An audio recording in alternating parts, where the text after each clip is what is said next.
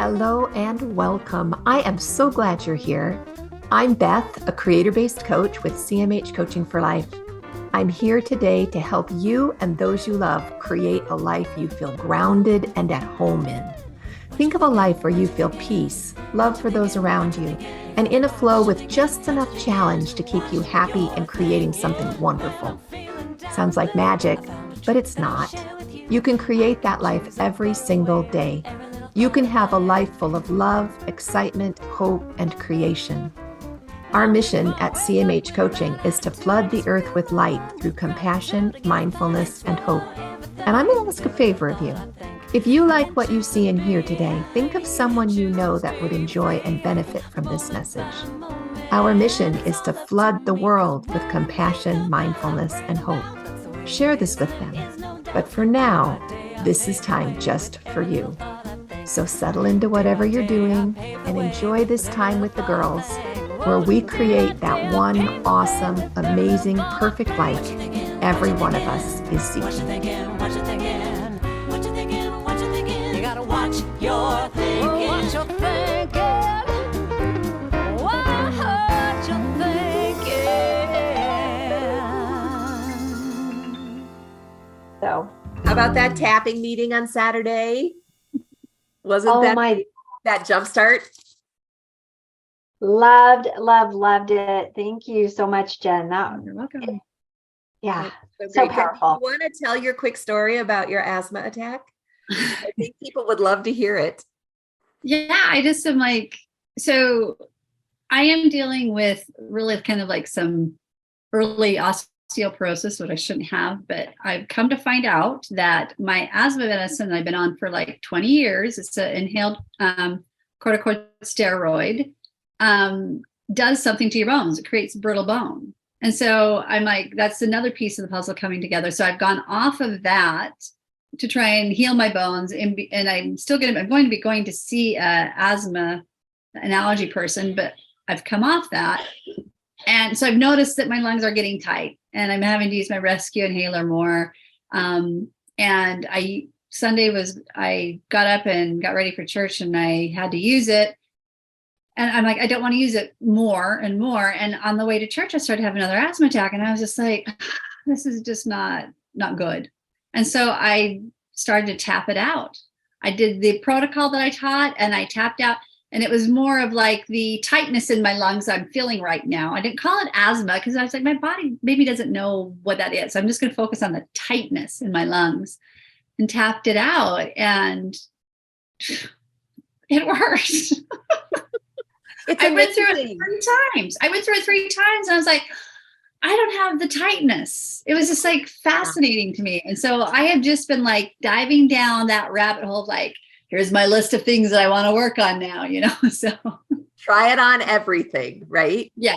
Try it on everything and see how it goes.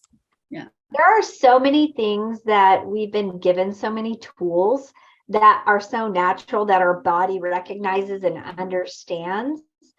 It's incredible. And it's been so cool to tap into those. Tap into those. I'm tapping into that. Tapping into it. And if you guys didn't look, just you girls, if you haven't looked at the post that it's going to be a good day post with the guy tapping, take 60 seconds and watch it and dance with it because his beat is so good and his tapping is so fun. Yeah. Just cracked me up. I just loved it. It came in my email this morning from Nick Ortner. I just love it. So fun. All right, let's get down to business. This is our very last week to do Confident Connections. Oh. We want to make sure that we really have covered everybody and talked about everybody. And then we're going to start talking about new stuff next week and it'll be really fun. But for this week, our last focus is Confident Connections. And we are talking about my loudest inner critic this week, Rhonda, the rules girl. And she is the girl that routinely will stand up in the middle of whatever I'm doing, whether it's a podcast or whether it's a church talk or whether it's writing something or whether it's in a group of friends. And she'll say, you're doing it wrong. And interrupt my flow of thought. You're doing it wrong. And like suck out my self-confidence and just distract me. So I've learned some things to work with, Rhonda. Do you guys have somebody like that? An inner critic that's either you're doing it wrong or you did it wrong. You might know her from other names. She might be Sally Sadness because the event is past and you regret what happened. She might be Rita Rebel. My Rita Rebel gets noisy. She might be Tina, take care of me. My self-pity queen, right?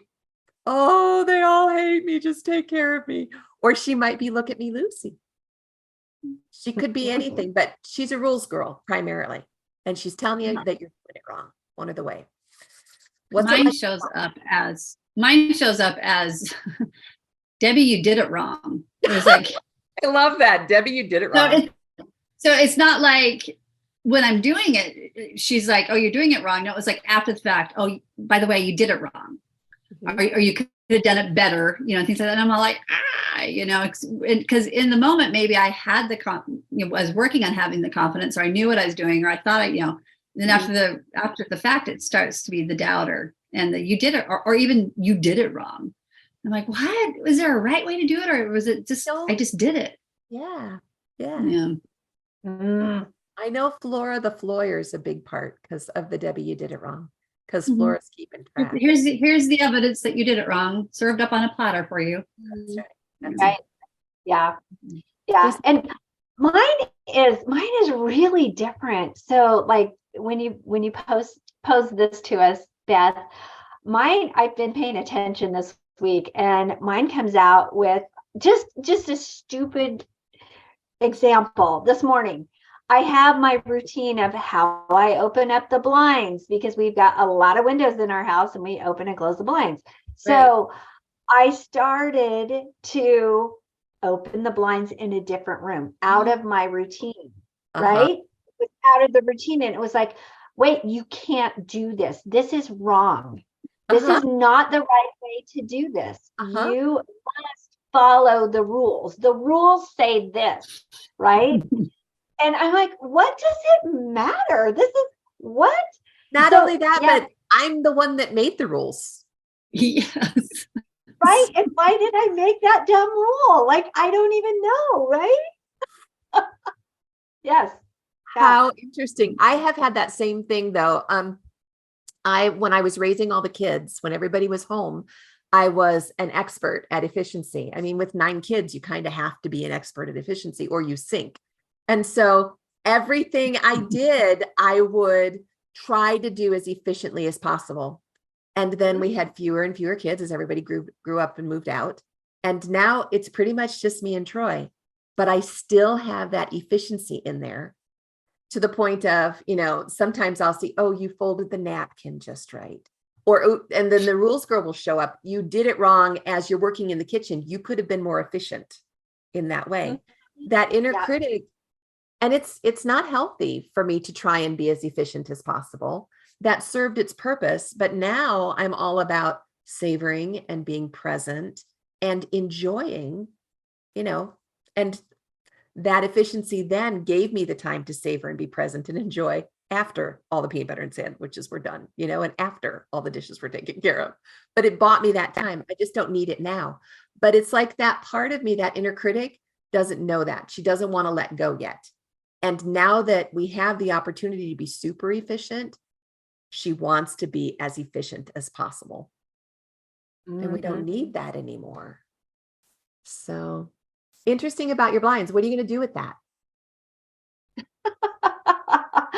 Well, it's funny because now I'm going, well, even when I was putting up Christmas decorations, I changed up how I normally do it. And I had an argument with myself on saying that it was okay to do that. It's okay. It doesn't have to be the same every single year.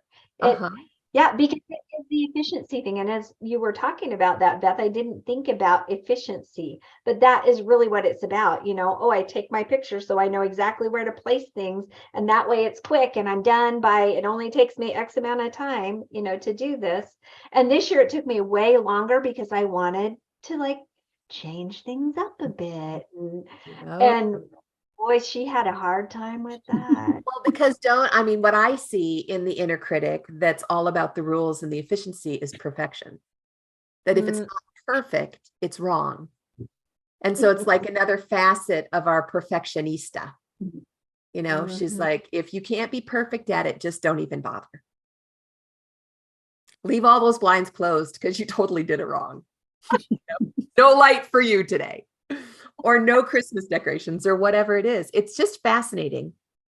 What do you do? What do you do, Jen, with your inner critic who comes up after the fact? You did it wrong. How do you work through her? Work with her? I can tell you how I work through mine a little bit, but what do you do? I have to talk her off the cliff edge a lot. Like, basically say, was there a right way and a wrong way to do it, or was it just the way to do it? Like, why do you think this was wrong? And a lot of it is because she feels so insecure about being perceived a certain way. Yes. It would have been more efficient, or it would have been more intelligent to say it this way, or to do it this way. Better if would have looked better, or but yeah. And that goes back to the not good enough, right? Which goes kind of back to perfectionist, but the not good enough. And so a lot of times what we need with that part of ourselves is to just, from our centered self, to counsel. Remember, we are eternal beings. We are daughters of a creator. We are loved, and we are perfect right on the path we're on. We're going exactly where we need to go at just the right speed. Nothing's gone wrong here. We're all good.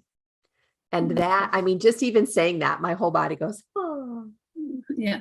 I do a similar thing like that. Like, I'll ask her, like, well, why do you think it was that way? Why do you think it wasn't good enough? Why, and a lot of times it's just voicing her opinion and just letting her, have those feelings and validate it. But sometimes I get really tired of having to do that with her.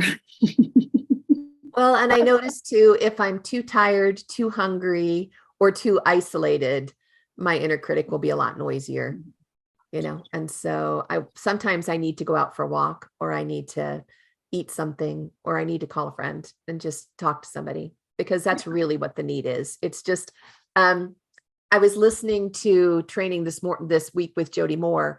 She was talking about a part of our brain that just makes up trouble to make up trouble. Oh, great. And that's kind of what happens if I get too tired, too lonely, or too hungry. There's a part of my brain that just makes up trouble to make up trouble. Yeah, like, remember when this happened? And it just brings it all up. Yeah. So making sure that I am rested, and that I am fed, and that I have had my needs met, my personal needs met, makes a huge difference. Yeah. I love that. Well, I think it's so important to remember that it is a part of us, and that it's not abnormal. There's nothing wrong with us for having those thoughts. But I was just thinking about, like, my children, and raising my children. Yes, I wanted them to do things a certain way. And then it took me back to my childhood and my mom teaching me how to clean the bathroom right, do it right. Here are the steps, do it right. And there are so many things in my path that have been like, must do it this way in order to do it the right way. And so for me, it's thinking about, well, is there a right or is there a wrong? Or is it just like Jen said, do I just need to get it done? And how freeing is that to just be like, I just got to get it done. Doesn't matter. Just needs to happen. Let's put some happy music on and get her done, Yeah. But I think oftentimes, because when we've systematized things in our brains, which we're breaking out of a system, right? We're breaking out of a neural pathway that is in our brain that says, from this point A to point B, this is how you do it. We're on autopilot, which there are so many things that it's great to be on autopilot for, but there are other things that, if we break that pattern, it's going to remind us, oh, wait, this is wrong. And we just have to realize that it's not that it's wrong. It's just different. Yeah. And not take it personally. Right. Yeah. Like driving somewhere that we drive all the time, so I don't have to think about, oh, I need to take this exit to get to No. Costco. I just do it, right? And there's times you get to Costco, I get to Costco and I'm like, oh, I don't even remember taking that turn and that turn because right, you're just on autopilot. Right. But if I took a different turn, then my brain would actually have to turn on because it broke that pattern, right? Yeah. Well, and scientists have shown that it's actually much better for your brain to go all different kinds of ways because you get the sharpness back that way. Our brains will get lazy if we're always on the same neural pathways. Mm-hmm. Yeah. Mm-hmm. It really is good for brain health. Not wrong, just different, right? I love that. Different. Yeah, Just the way it's different. It's different. Yeah. I love that. All right. Well, this is what I tell my inner critic. I wrote it down because it's such a happy thing for me. I tell her, we are loved. I am loved. A lot of times I'll say, look at all the different people in the world, like your Christmas cards, or people who remember your birthday, your Facebook wishes. Look at all the different people who love us. We're loved. We're safe. If I don't feel loved at that moment, I'll say, I have been loved in the past. Remember this and this and this. I have been loved in the past. I will be loved again. And I'm enough, just the way I am. Nothing's gone wrong here. I am me. I bring that unique light to the world. And there are things, and this is so important to me. I don't know if it's important to others, but there are things that only I can bring to the world by being me. Mm. And so that is very comforting to my inner critics. I am welcomed. I am wanted. I am deeply loved. I'm enough. And all of my parts are like, oh, thank you. You're right. Yeah. And they feel better. And my rules girl might be a little more willing to do it differently because she remembers we're still loved. It's just different. Yeah. So true. Yeah. I love that. Yeah. I am welcomed, wanted, and deeply loved. It's one of my very favorite phrases to use for my parts because it's all truth. Every single person on the earth is deeply loved by somebody, and so when you bring that to yourself, it makes all the difference. All right, let's talk just for a couple minutes about how to be confident in connection. One last time. We just talked about our rules girl and poor Rhonda, or Look at Me, Lucy, or Rita the Rebel, or all of those different parts. But bottom line is, when we're out in a situation that is different and our inner critics come up, how can we remain confident? What do you do? Breathe first. I got to break that pattern of thinking. I just Breathe have first. I just have to take a deep breath, and yeah. One of the coaches I follow, her name is Lynn Colston, and she says that's her key thing is practice the pause. Mm-hmm. Yeah. And she'll inhale deeply and exhale deeply. Just practice the pause. Breathe first. And for me, I get the pause and breathing too, but a lot of it is just being able to say, oh, there you are. The awareness that they're there, instead of thinking you're just running away with you're reactive and you're just running away with the emotion or whatever you're feeling. You can, with that pause and breathing, say, oh, there you are. Not good enough. Showing up again. Here we go. And so hello, not good enough. How are you today? Yeah. Yeah. Yeah. So a lot of times for me, it's just being aware that they're there. So now I'm aware that there's a possibility I may not react or come from my highest possible place and self and how I would want to show up. I may be coming at you with fear or with less than. So just being aware that that's a possibility that your emotional state has become is a big one for me. Yeah. And I love the welcoming of the part. Oh, there you are. There you are. Because I know you're there. Could you have shown up at a different time? No, I'm just kidding. Yeah. I love that. Yeah. And they're valid. And all of our parts are okay. There are no bad parts, right? It's just who we are. One of the things that helps me too is to focus on the other person. Mm-hmm. Because so often when my inner self, when I'm all inside of myself, that's when I get all tied up. It kind of gets stagnant in there. But if I focus outward and think, oh, that's a cool shirt that they have on, or I wonder what their morning was like, or just be curious about the other person. Be the That helps observer. me. Be the observer. I love that. Yeah. A lot of times if I'm in a situation where it does get a little like heated, or, you know, it's like there's a lot of emotions flying around, I don't engage because I don't feel safe enough to engage. So I just observe, be the observer.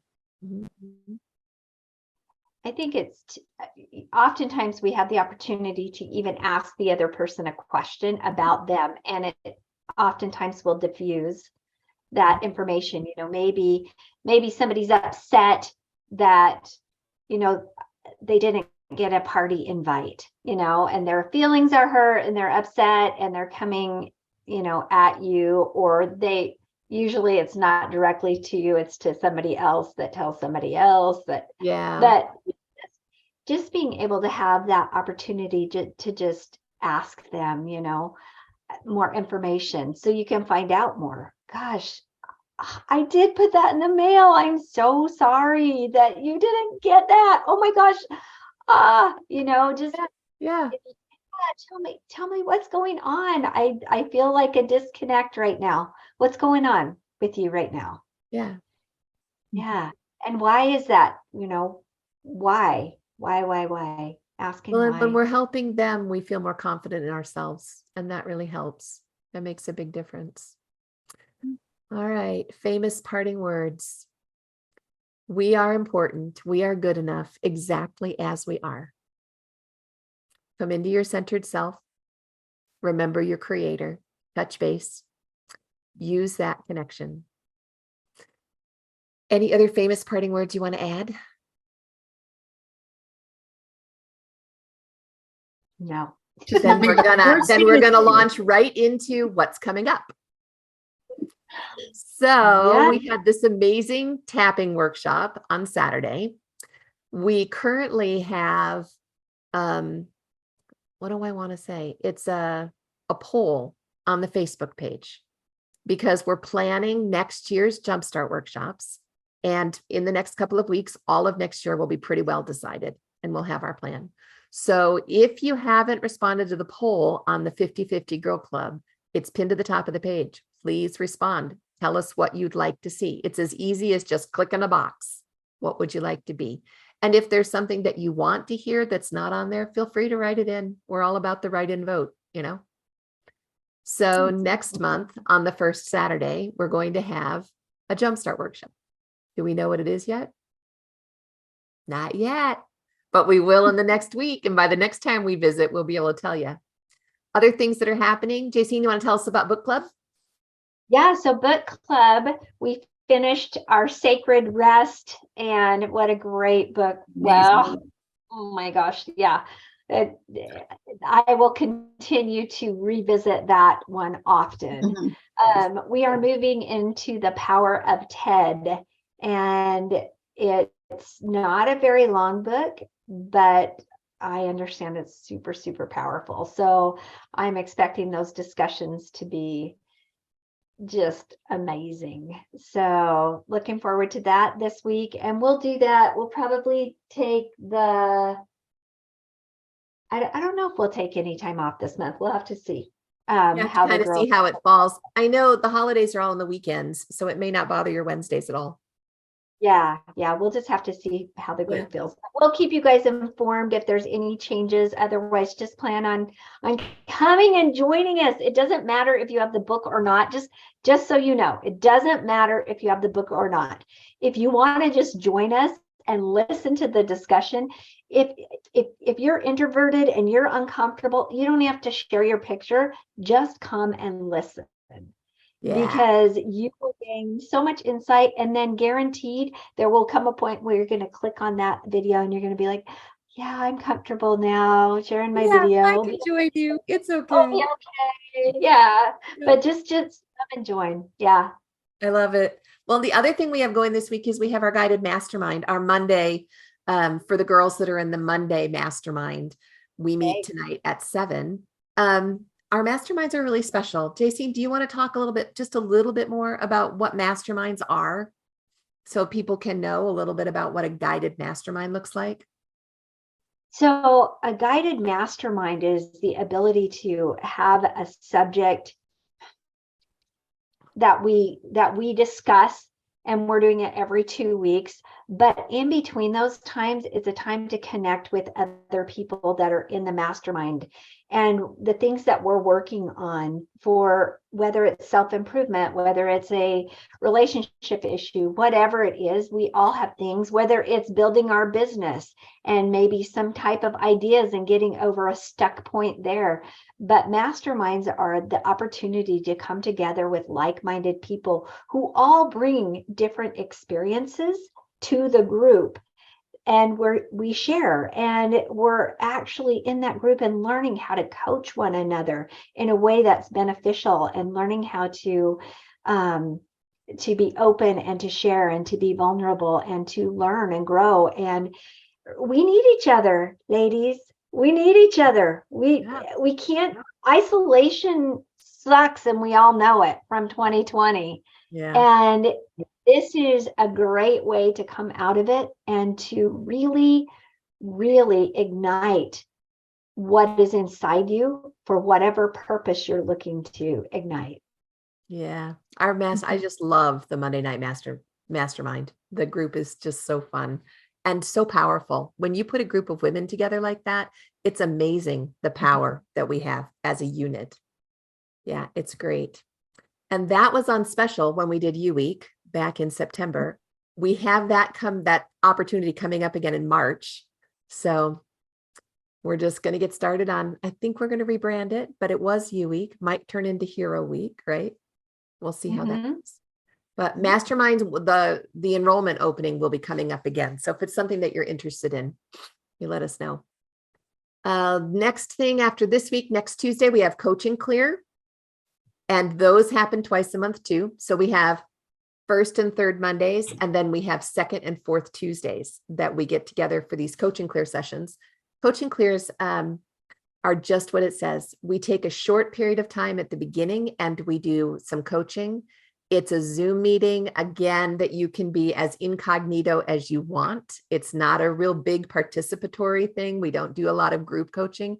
The coach that's in charge will lead the group and teach a principle. And then after we're done with that principle and have answered any questions that might be there, then we take a few minutes and we do some energy clearing, and we clear emotional baggage for the whole group. And the power of the group, that group energy, is really something. So when we're together, everyone benefits. It's a very powerful experience. And we just use basic energy techniques to clear those. When that's done, we let people have a few minutes to write down their experiences, and then we help set goals for the next 2 weeks. So they come in and they coach and they clear and they leave with something new to work on for the next couple of weeks, get their questions answered.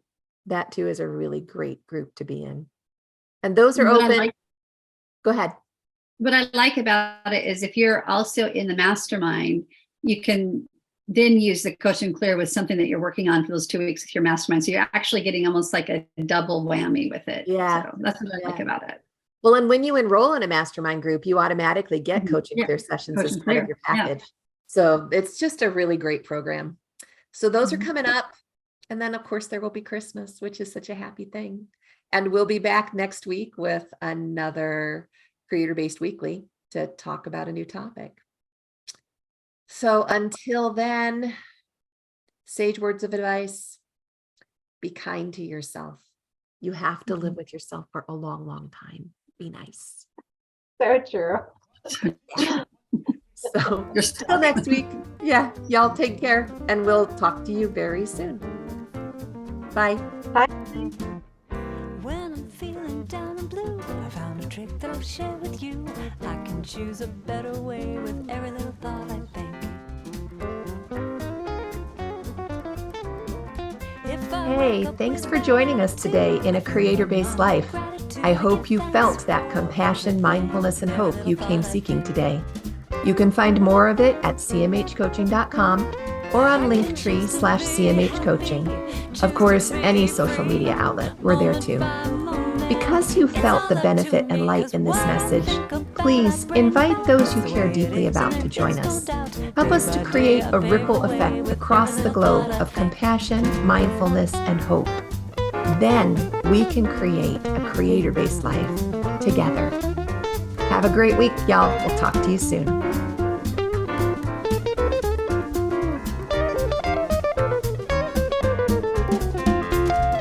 What you thinking? What you thinking?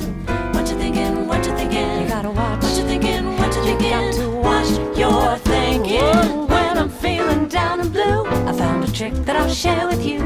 I can choose a better way with every little thought I think. And if I wake up with a bad attitude, I just fill my mind with gratitude. I give thanks for everything with every little thought I think. I can choose to be happy, choose to be free, moment by moment. It's all up to me, 'cause what I think about, I bring about. That's the way it is.